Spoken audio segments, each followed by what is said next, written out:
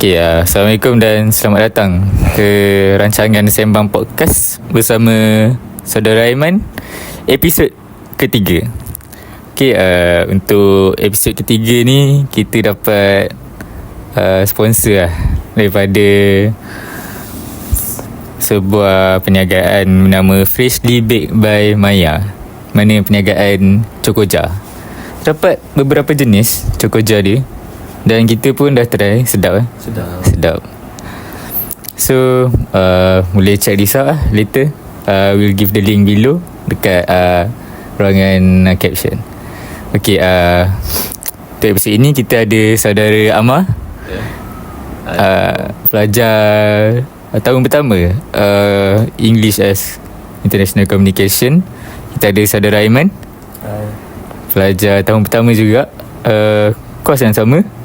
Dan saya sebagai moderator, Amar, dan juga tahun pertama dan kos yang sama dengan dua saudara ni.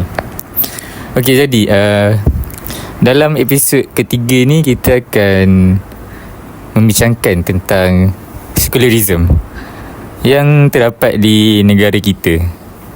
Jadi apa yang saya boleh katakanlah, sekularisme ni amnya adalah kita membuang ataupun mengetepikan nilai-nilai agama dalam buatan kita ataupun cara kita hidup dan berfikir. Jadi apa pendapat saudara Amar tentang sekularisme ni secara amnya? Baik, terima kasih kepada saudara Amar selaku moderator. Jadi itu soalan sangat baik sebenarnya. Pada pendapat saya, pada era ini, era moden ini, kita dapat lihat bahawa sekularisme dia berleluasa di masyarakat, terutamanya dalam kalangan belia, kalangan pelajar, terutamanya sekolah menengah dan juga universiti. Jadi apa yang saya dapat lihat antara impak negatif sekularisme terhadap belia ini adalah mereka mengalami keruntuhan akhlak. Ya, mereka mengamalkan perkara-perkara maksiat tanpa rasa bersalah dan melakukan di kawasan yang terbuka, dan ada kalanya mereka berasa bangga dalam melakukan perkara tersebut. Dan jadi saya yakin saudara sendiri pernah pun melihat perkara-perkara maksiat ni berlaku depan mata. Dan antara perbuatan buruk yang kerap dilakukan oleh belia-belia yang terkesan dengan sekularisme ini adalah mereka dalam istilahnya berkapal, ya, mereka berdua-duaan di kawasan awam dan mereka tidak rasa serba salah sekalipun dalam melakukan perkara tersebut. Dan selain itu juga ramai juga belia pada zaman sekarang ini, kita boleh lihat mereka kerap mengunjungi konsert-konsert di mana konsert-konsert ini dia mempromosikan nilai-nilai yang buruk. Sebagai contoh, pergaulan tanpa batas antara lelaki dan perempuan, di mana tidak ada ikhtilat lah ketika konsert itu berlangsung, serta konsert ini dapat melalaikan pengunjung-pengunjungnya akan perintah-perintah Allah. Mereka kerap tinggalkan solat, mereka lupa apa tanggungjawab mereka sebagai pelajar. Dan bagi saya itu antara kesan yang paling mudah untuk kita lihat sekularisme terhadap masyarakat sekarang ni. Dan jadi ingin saya bertanya kepada saudara Aiman lah, adakah di universiti ini saudara Aiman nampak sekularisme ni macam mana? Silakan. Pada pendapat saya sendiri, kita boleh lihat di universiti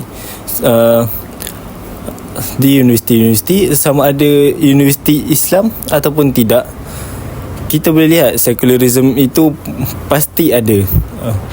Lagi-lagi bila kita lihat penganjur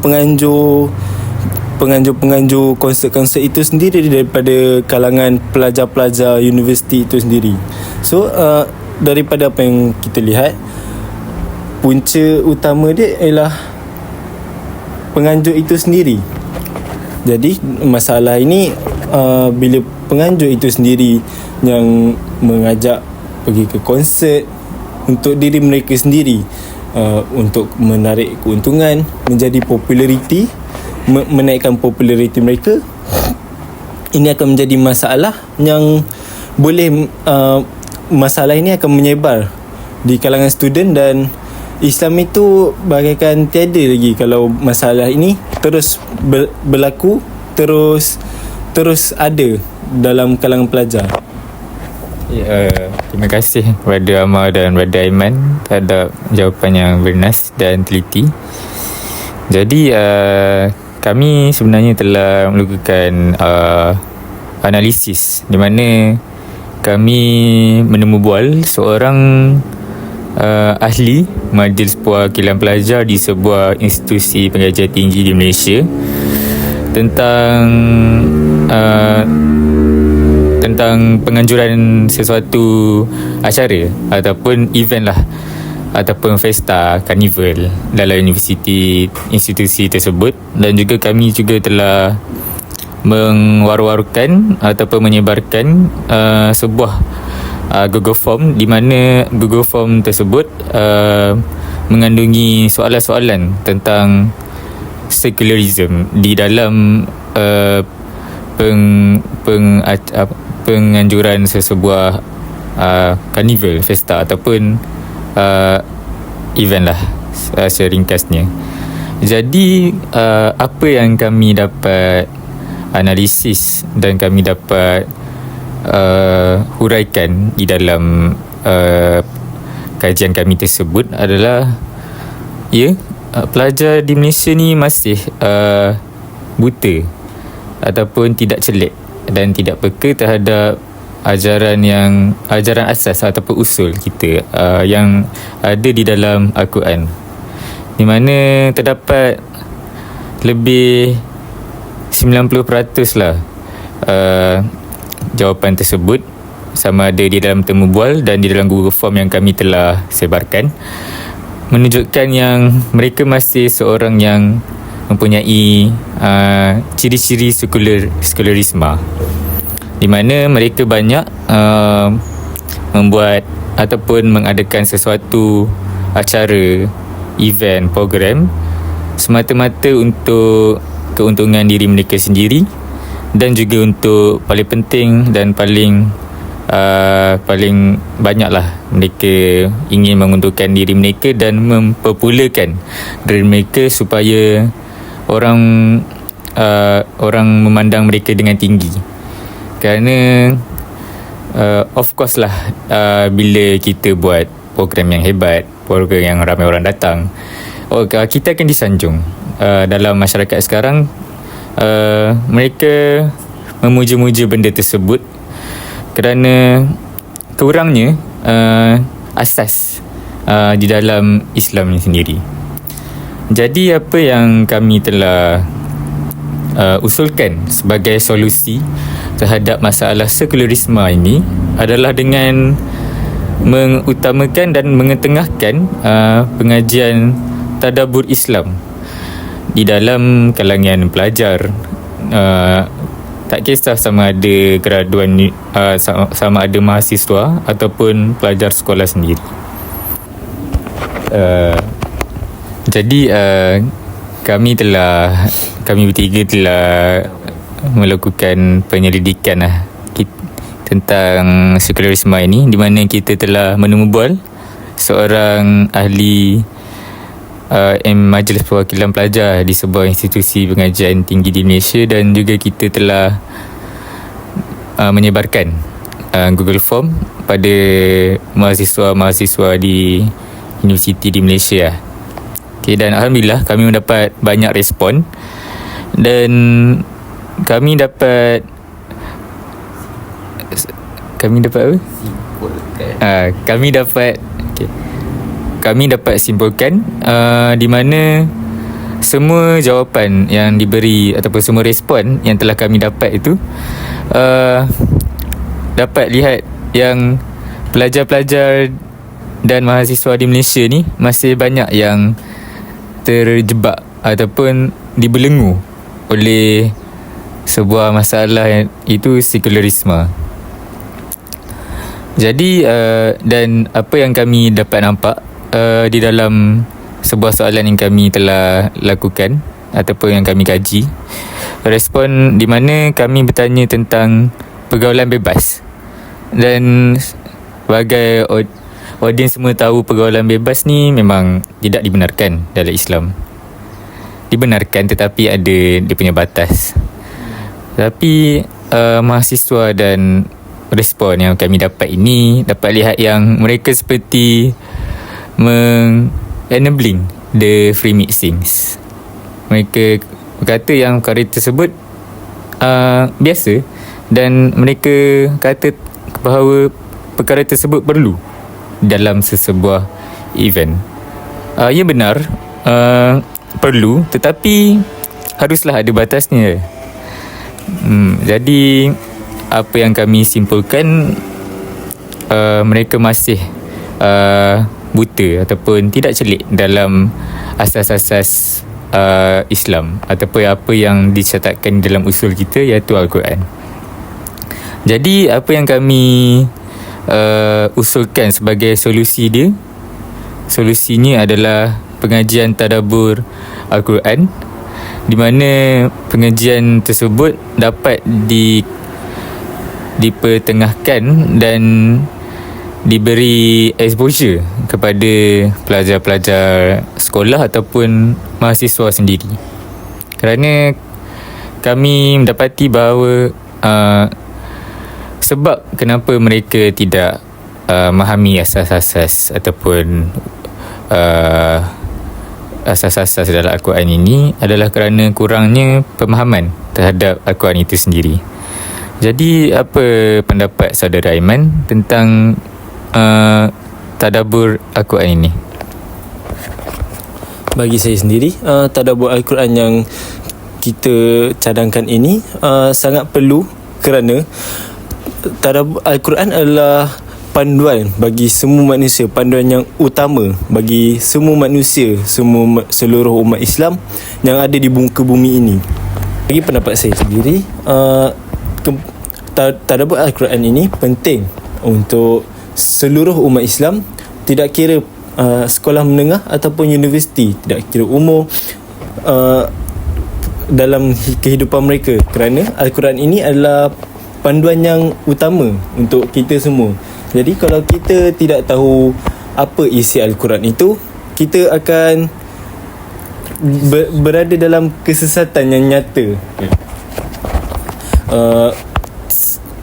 Untuk melakukan tadabbur Al-Quran ini, kita perlu berkolaborasi dengan pihak-pihak universiti untuk mewajibkan ataupun mewujudkan atau mewajibkan kelas tadabbur Al-Quran, terutamanya untuk pengurus-pengurus program-program, penganjur-penganjur program, supaya program-program yang dilakukan adalah menepati syarak dan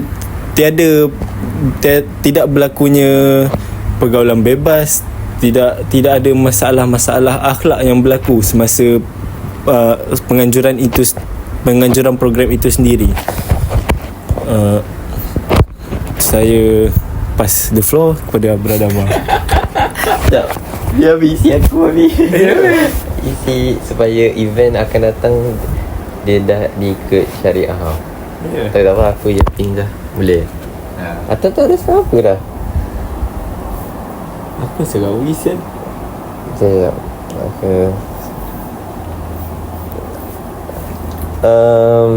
Impak. Kau dah sebut. Ya. Boleh lah, kau ada impak. Okay. Sekejap. Jadi 2, 3. Baik, terima kasih kepada saudara Aiman, dan saya amat setuju dengan cadangan beliau bahawa akan cadangan beliau yang menyatakan bahawa kelas tadabbur Quran ini adalah sebuah inisiatif yang perlu dilakukan di institusi pengajian tinggi. Kerana apa? Kerana pelajar, mahasiswa, mereka banyak melibatkan diri dalam pengajuan program, dan seperti yang saudara Aiman kata tadi, jikalau mereka mempunyai fahaman Al-Quran yang mendalam, yang terperinci, maka program-program yang bakal mereka anjurkan akan mematuhi syariah, akan mematuhi apa kriteria yang Rasulullah SAW pernah ajar kepada kita. Dan secara umumnya lah, kesan kelas tadabbur Quran ini bukan sahaja apabila mereka hendak menganjurkan apa-apa program. Mereka boleh juga mengamalkan semua fahaman Al-Quran mereka dalam kehidupan mereka sendiri. Sebagai contoh, apabila mahasiswa ini telah pun tamat pengajian, mereka menjejakkan kaki ke alam pekerjaan dan mereka dapat mengamalkan gaya hidup Islam yang sebenar dan bukannya gaya hidup sekularisme yang selama ini mereka mengamalkan secara sedar ataupun secara sedar. Dan juga bukan sekadar pada alam pekerjaan, malah juga apabila sesetengah daripada mereka berjaya menduduki takhta yang tinggi di negara ini, sebagai contoh sebagai pemimpin negara ini. Supaya apa? Kerana negara ini, sebanyak yang kita lihat, ada banyak ahli-ahli politik, ahli-ahli pemimpin-pemimpin tinggi yang mengamalkan perkara-perkara buruk seperti penyelewengan, penyalahgunaan kuasa, penerimaan rasuah dan sebagainya. Dan jadi apabila mahasiswa-mahasiswa ini mereka mempunyai fahaman Quran yang sangat tinggi, maka sudah tentu saya jamin mereka tidak akan mengamalkan perkara-perkara negatif ini di saat mereka berada di takhta yang tinggi di negara ini. Jadi itulah serba sedikit saya ingin saya tambah daripada isi daripada saudara Aiman. Dan jadi saya ingin teruskan kepada saudara Amar. Terima kasih. Ya, terima kasih saudara Aiman dan Amar terhadap solusi yang bernas dan mengapa solusi tersebut perlu dijalankan dengan segeralah kalau kita boleh. Jadi kita dapat lihatlah yang kekurangan pengajian tadabbur Al-Quran ni memang memberi impak pada belia negara kita ataupun pemuda-pemuda yang ingin membangun. Jadi soalan saya, mengapa anda rasa pengajian tadabbur Al-Quran ini tidak diketengahkan dengan awal oleh jika di konteks pengajian ini secara teranglah Kementerian Pelajaran Malaysia kita tidak mengetengahkan atau telah mengetengahkan, tetapi perkara tersebut tidak efektif dan tidak memberi impak yang betul terhadap pelajar-pelajar di sekolah secara amnya. Bagi saya, jikalau Kementerian Pendidikan Tinggi telah melaksanakan program tadabbur Al-Quran ini tetapi tidak mendapat sokongan daripada pelajar itu sendiri, berkemungkinan masalahnya datang daripada pelajar itu sendiri, di mana pelajar itu seorang yang pemalas dan tidak mahu keluar bilik.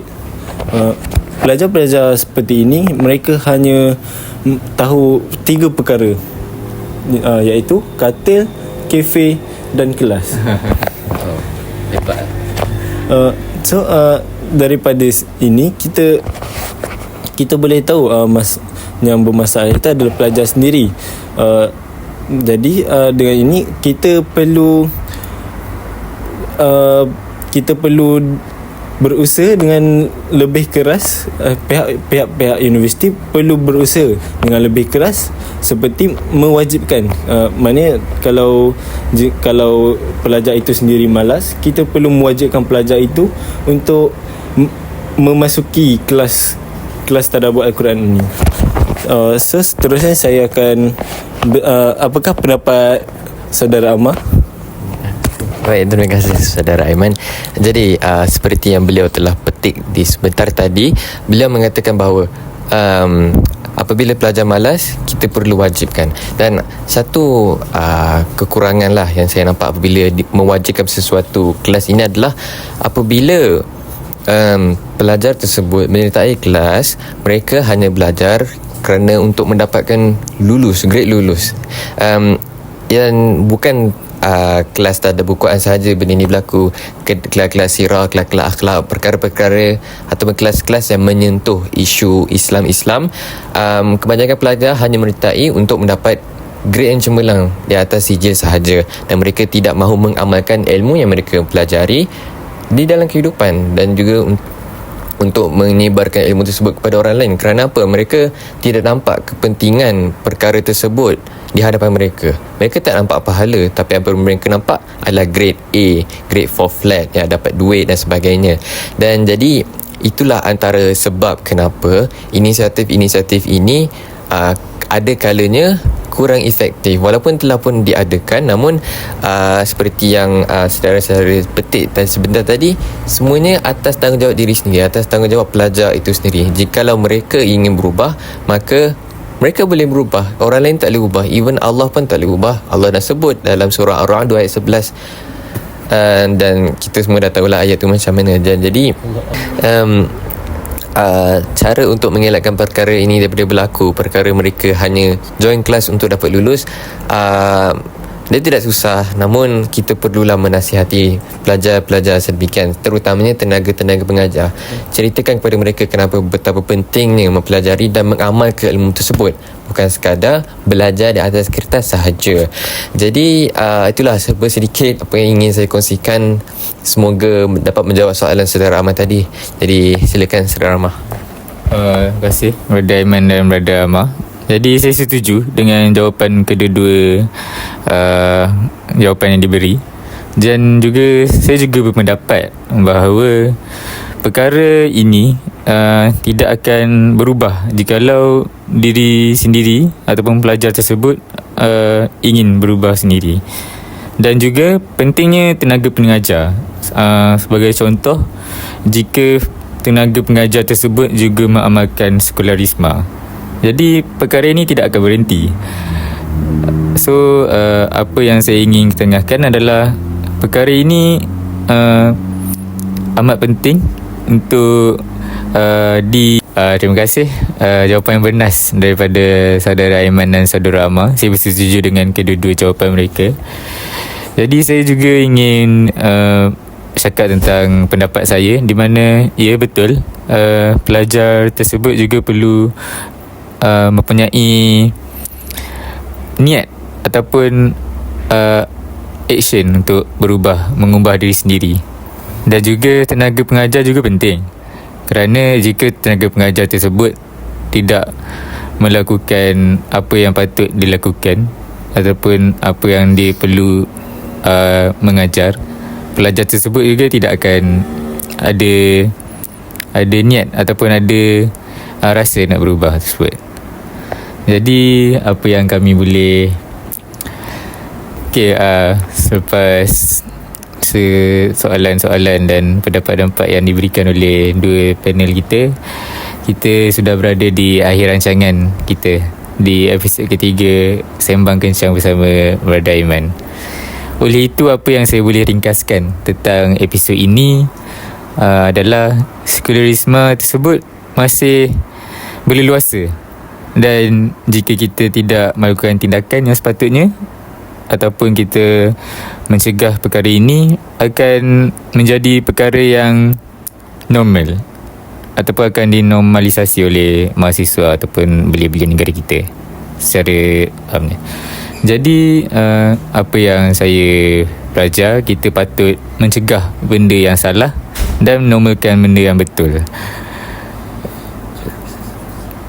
Cakap pasal solusi, cara untuk ini adalah dengan tadabbur. Kau kena sebut benda tu. Okay, selepas tengok. Okay, selepas beberapa hujah yang diberi oleh panel-panel kita sudah berada di akhir rancangan kita. Dan oleh itu, apa yang saya dapat ringkaskan, sekularisme ini masih tinggi dalam negara kita, dan kita perlu lakukan ataupun kita perlu mencegah perkara ini secara cepat dan dengan tangkas. Jadi apa solusi yang kami telah bentangkan, iaitu mewujudkan atau mengembalikan pengajian tadabbur Al-Quran di peringkat universiti secara amnya adalah sangat penting dan krusial untuk sebagai solusi kepada masalah sekularisme ini. Jadi itu saja oleh kami. Dan check this out lah. Check the sponsor out. Freshly baked by Maya. Okay, sedap. Ada 3 jenis Very nice. Okay, itu saja oleh kami. Jumpa di episod hadapan. Kita ada guest yang lebih mungkin agak